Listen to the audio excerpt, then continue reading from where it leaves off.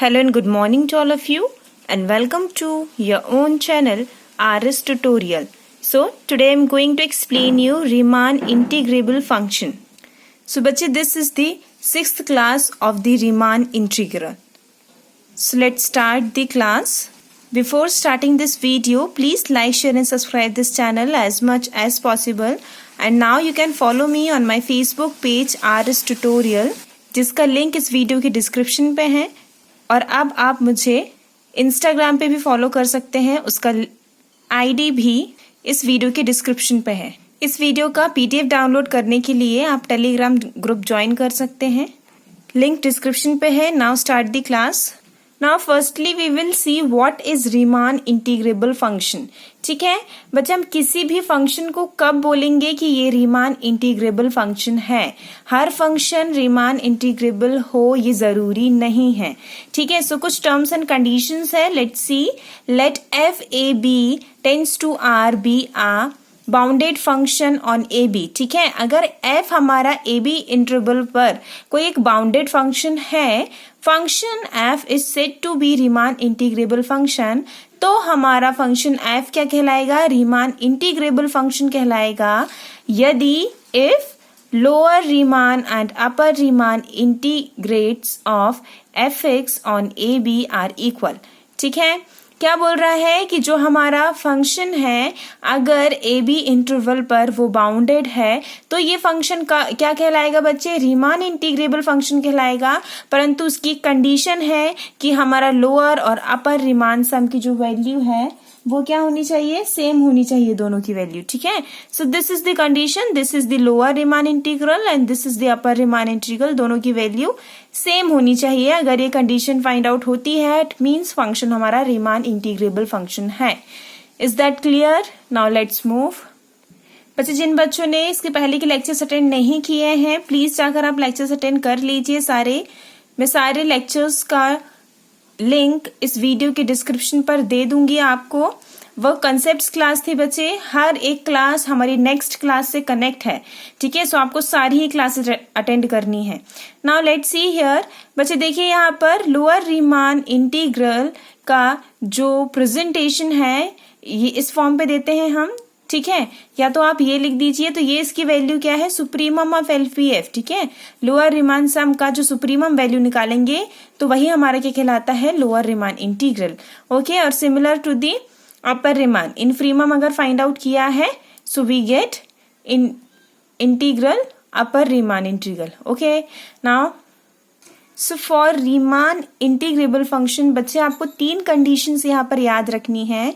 If f is Riemann integrable on A B, यदि f क्या है? रीमान इंटीग्रेबल है ए बी पर, it is also denoted by this. बच्चे अगर ये साइन दिया है तो ये डिनोट कर रहा है कि हमारा फंक्शन रीमान इंटीग्रेबल है.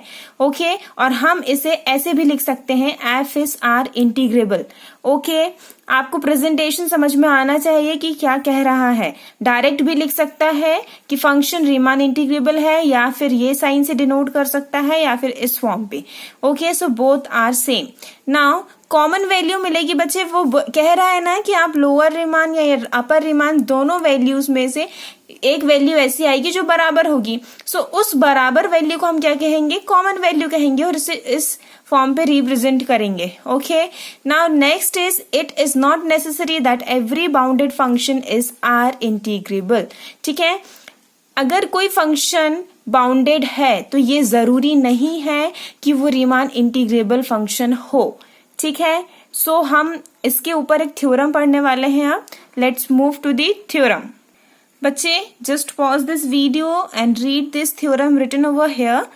Late F A B tends to R be a bounded function A B, then F belongs to R A B. देखिए मैंने अभी बताया था रिप्रेजेंटेशन है कि हमारा फंक्शन रीमान इंटीग्रेबल है. इफ एंड ओनली इफ तभी होगा for every epsilon is greater than 0, यदि हमारी एप्सिलॉन की वैल्यू किससे बड़ी हो? 0 से बड़ी हो.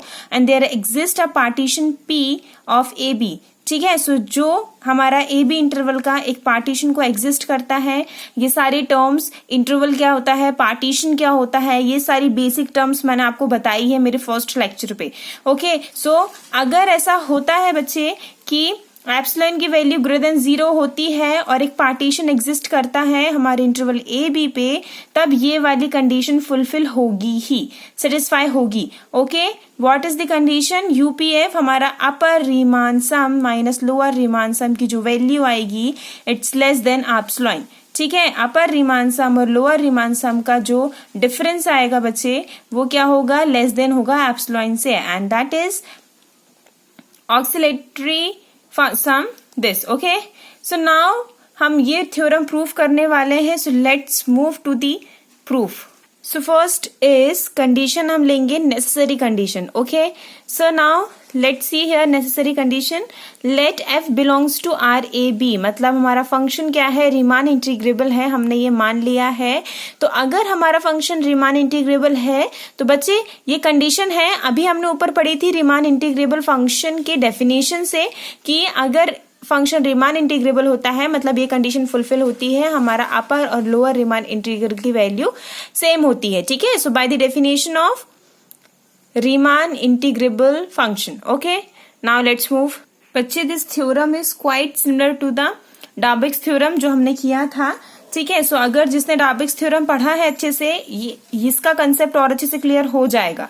ठीक है, क्योंकि उसमें बहुत सारी टर्म्स जो हमने Dabek's theorem पे यूज की थी, हम 50% और 60% टर्म्स इस पर भी वैसे ही यूज करने वाले हैं।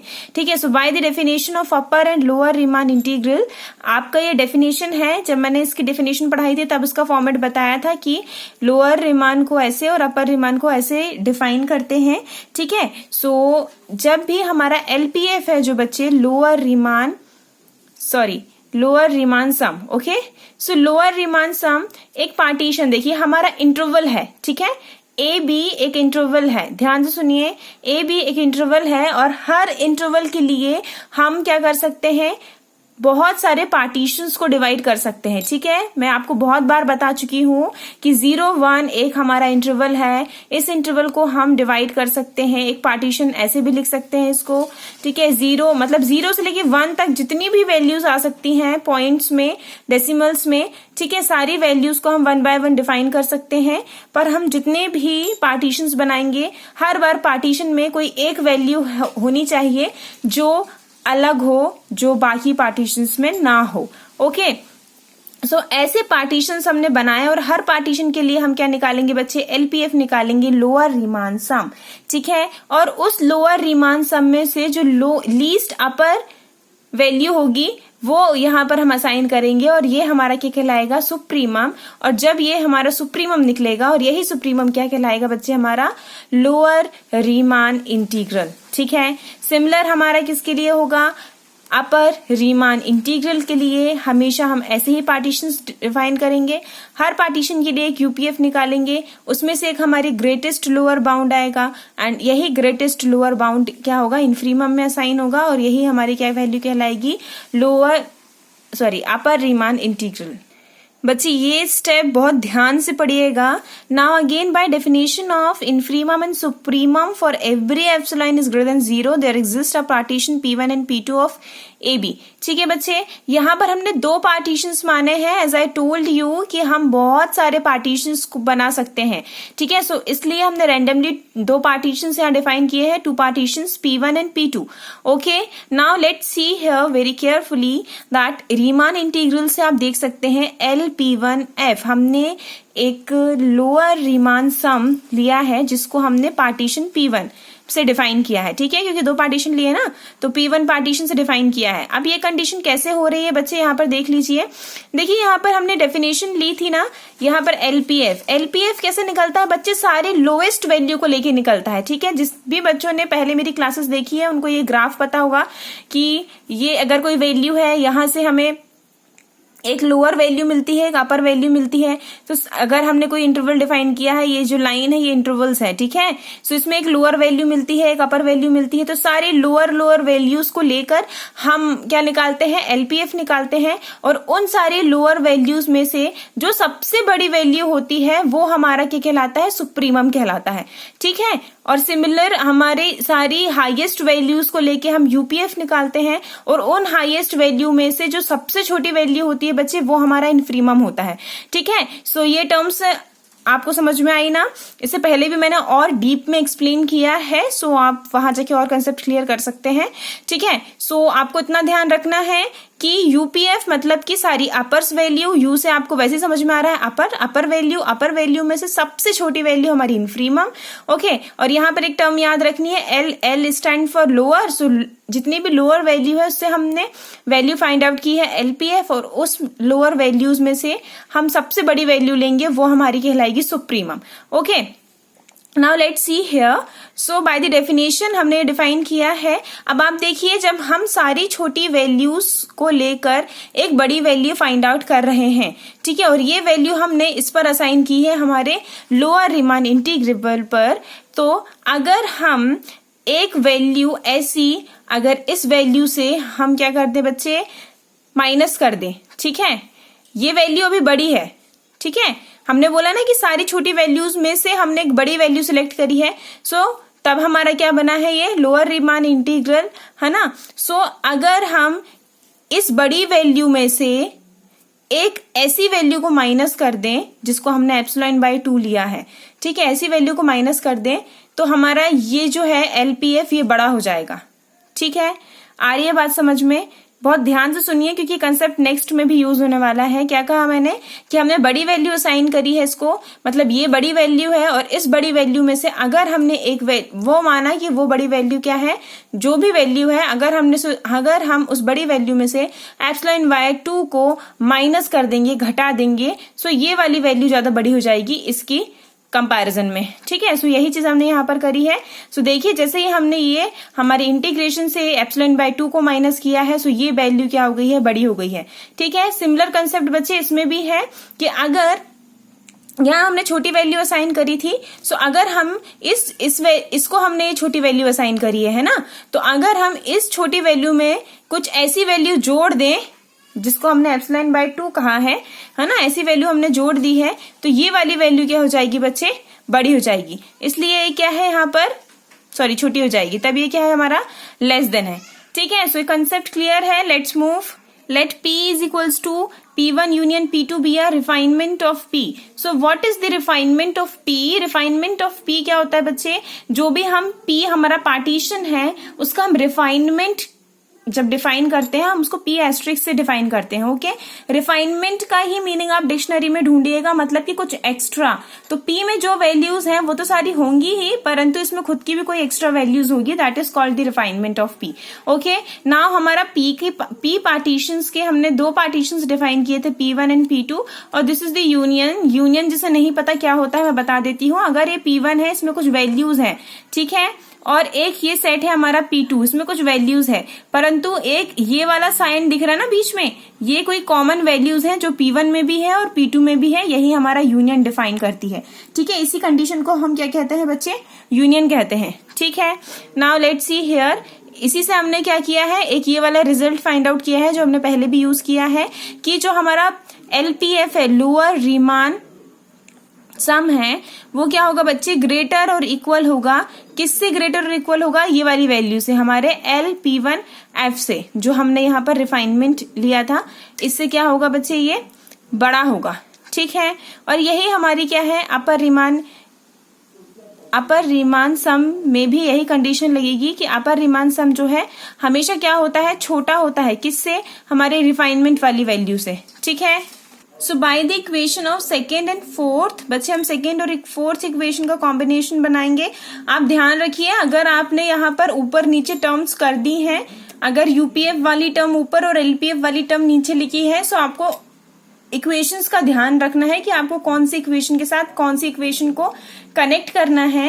ठीक है, सो एलपीएफ वाली इक्वेशन को एलपीएफ से एंड यूपीएफ इक्वेशन को यूपीएफ इक्वेशन से हमें कंपेयर करना है। Okay, so now this we can see here, आप देख सकते हैं यहाँ पर LP1F और LP1F are common, that's why हम इसे एक ही बार लिखेंगे LP1F here. Okay okay, now जो भी टर्म्स डिफरेंट है बच्चे, जो भी टर्म्स डिफरेंट है उसे हम क्या लिखेंगे, एक बार लिखेंगे, बाकी जो कॉमन है उसे भी एक बार लिखेंगे।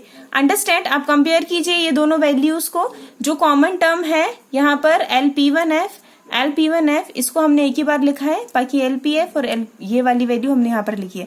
Okay, So this is the condition, less than equal, greater than equal and greater than. Okay, now this can be represent as this. Okay, हम इसे ऐसे भी रिप्रेजेंट कर सकते हैं. यहां पर हमने कौन सी टर्म हटा दी है बच्चे? LP1F वाली.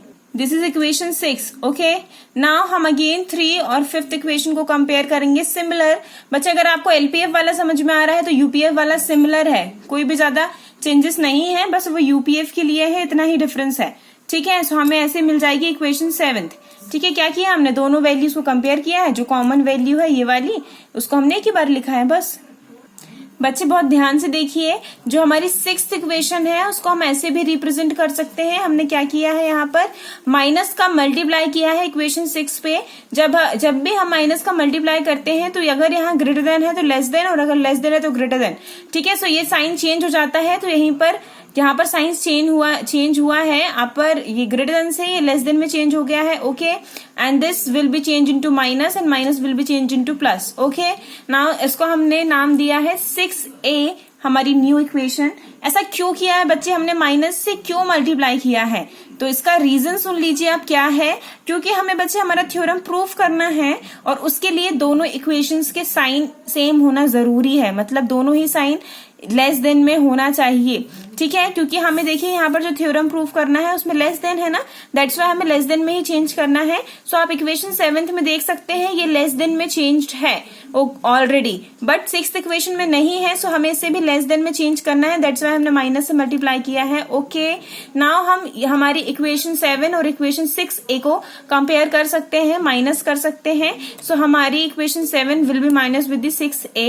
ओके, सो दिस लेफ्ट वाली टर्म लेफ्ट. बच्चे जब भी ये साइन सेम होते हैं ना, जैसे कि इसमें लेस देन दिया है और इसमें भी लेस देन दिया है, जब ये साइन चेंज होते हैं तो लेफ्ट हैंड साइड की टर्म्स लेफ्ट हैंड साइड के साथ और राइट हैंड साइड की टर्म्स राइट हैंड साइड के साथ ऑपरेट हो सकती हैं. ठीक है, तो ये यहाँ वाली टर्म माइनस में और ये वाली सारी टर्म्स माइनस में क्या हो जाएंगी? ठीक है, कंपेयर हो जाएंगी. Now this epsilon by 2 and epsilon by 2 will give you epsilon. Okay, and this LHS side you can see as it is है. बट ये वाली वैल्यू कहाँ गई बच्चे? इसका रीजन मैं बताती हूँ. हमारी इक्वेशन फर्स्ट आप देखिए, ये देखिए हमारी इक्वेशन फर्स्ट क्या थी. जब हमने प्रूफ स्टार्ट किया था तभी मैंने बताया था कि अगर रीमान इंटीग्रेबल है सो इसकी दोनों वैल्यू सेम होगी. सो यहां से हमने लिया है इक्वेशन फर्स्ट से कि ये इक्वेशन फर्स्ट से हम ये वाला रिजल्ट फाइंड आउट कर रहे हैं कि ये दोनों वैल्यू इक्वल है. तो अगर ये दोनों वैल्यू इक्वल है तो this will be cancelled out. Okay, and the left term is this. Okay, so this is your बच्चे, ये हमारी कंडीशन फुलफिल हो गई है नेसेसरी वाली. बट आपको सिमिलर आपको कन्वर्स भी प्रूफ करना है. ठीक है, सो कन्वर्स में हमारी कंडीशन आएगी सफिशिएंट के लिए. ये थोड़ा सा ही बचा है अब बिल्कुल 2 से 3 मिनट का. सो लेट्स कंटिन्यू, आप देखते रहे. यहाँ पर कन्वर्स है कंडीशन सेटिस्फाई के लिए. Let for any epsilon greater than 0 अगर है. अब हम यहाँ वाली टर्म्स लेके चलेंगे बच्चे. ये जो कंडीशन है हम इसे लेके चलेंगे और हम प्रूफ करेंगे कि ये दोनों इक्वल होते हैं. ठीक है, क्योंकि हमने जब नेसेसरी कंडीशन स्टार्ट करी थी तब हमने अपना थ्योरम यहाँ से स्टार्ट किया था और यहाँ तक पहुंचे हैं हम. अब हम यहाँ से स्टार्ट करेंगे एंड यहाँ पर हम पहुंच जाएंगे. ठीक है, नाउ लेट्स सी हियर, यहां से हम स्टार्ट कर रहे हैं. ठीक है, कि पार्टीशन PAB है such that this condition is satisfy. Okay, so now the definition of upper and lower R integral as I told you in previous कि अपर और लोअर रीमान इंटीग्रल की डेफिनेशन ही है बच्चे ये. ठीक है, मैंने अभी आपको बताया था कि क्या है ये, और यहाँ पर क्या लेते हैं हम GLB एंड LUB. ठीक है, आई told you. So next you can see here, अब आप यहाँ पर देख सकते हैं कि हमारा जो लोअर रीमान इंटीग्रल है is less and equal than LPF. ठीक है, हमारे जो लोअर रीमान सम से हमेशा बड़ा होता है हमारा इंटीग्रल. ठीक है बच्चे, ये कंडीशन है कि हमारा lower Riemann integral always greater and equal than lower Riemann sum. Similar to the upper Riemann के साथ भी है कि अपर रीमान इंटीग्रल लेस और इक्वल होता है किससे? अपर रीमान सम से. ठीक है, सो इसको हम ऐसे भी रिप्रेजेंट करते हैं. अब देखिए हमने इसमें भी माइनस का मल्टीप्लाई किया है. Why? Because I told you in previous कि हमारी इक्वेशंस का जो साइन है वो सेम होना चाहिए, दैट्स वाई. ओके, नाउ हम अब 2 और 3rd इक्वेशन को कंपेयर कर सकते हैं. सो हमने 2 और 3rd इक्वेशन को क्या किया है? सब्ट्रैक्ट किया है. अगेन लेफ्ट वाली टर्म्स लेफ्ट एंड राइट वाली टर्म राइट में ऑपरेट होंगी। ओके, नाउ यहां तक आपको समझ में आ गया होगा। Now this is less than epsilon. Okay, now from equation first, बच्चे हमने कैसे लिख दिया है कि एप्सिलॉन से लेस देन है, कहां से लिखा है, ये हमारी इक्वेशन फर्स्ट से लिखा है कि ये वाला जो रिजल्ट है, ये वाली जो टर्म है, ये हमेशा लेस देन होगी किससे, एप्सिलॉन से। ठीक है, सो यहां से ही हमने लिया है कि ये टर्म क्या होगी, लेस देन होगी एप्सिलॉन से। ओके, समझ में आ रहा है ना, फास्ट तो नहीं हो रहा, प्लीज कमेंट। ओके, अगर किसी बच्चे को प्रॉब्लम है कि थोड़ा सा फास्ट हो रहा है, बच्चे आप वीडियो को स्लो करके देख लीजिए या फिर आप दोबारा वीडियो देख लीजिएगा, आपको डेफिनेटली समझ में आ जाएगा। ठीक है, मैं थोड़ा सा फास्ट इसलिए पढ़ा रही हूँ क्योंकि ये सारी टर्म्स हमने पहले भी अभी ही नेसेसरी में पढ़ी है, तो सफिशिएंट में भी वही टर्म्स यूज हुई हैं। ठीक है, now let's see here, less than epsilon है, सो हम डायरेक्ट इसकी प्लेस पर लेस देन एप्सिलॉन लिख सकते हैं। ठीक है, तो हमने यहाँ इक्वेशन फर्स्ट से लिया है लेस देन एप्सिलॉन। नाउ हम यहाँ पर क्या कर सकते हैं, इसको यहाँ ट्रांसफर किया हमने इस माइनस को, and this will change into plus. Okay, now ये जो एप्सिलॉन है इसको हमने यहाँ से रिमूव किया है और यहाँ पर इक्वल का साइन लगाया है कि लेस देन इक्वल हो सकता है। जब तक यहाँ एप्सिलॉन था तब तक हम यहाँ पर इक्वल साइन नहीं लगा सकते थे। ठीक है, now this is equation fourth. Now बच्चे हम यहाँ पर जानते हैं, we know that upper Riemann integral is always greater and equal than lower Riemann integral. ठीक है, सो ये हमारी इक्वेशन फिफ्थ एंड फोर्थ और फिफ्थ इक्वेशन को जब आप कंपेयर करेंगे, so now with the help of these two equations ये हमारा जो कंडीशन है वो फुलफिल हो जाएगा कि जो हमारा लोअर रीमान इंटीग्रल है और अपर रीमान इंटीग्रल है, बोथ आर इक्वल। ठीक है, एक वैल्यू है जो इसमें इक्वल है, और जब ये इक्वल है तभी हमारा फंक्शन क्या कहलाता है, रीमान इंटीग्रेबल फंक्शन कहलाता है। ठीक है, so this is the complete theorem and this is the complete concept of Riemann integrable function. So I hope आपको ये मेथड एंड ये थ्योरम समझ में आया हो। Please like, share and subscribe this channel as much as possible. कोई भी issue है बच्चे, so please comment. Okay, so thank you for watching this video and keep smiling.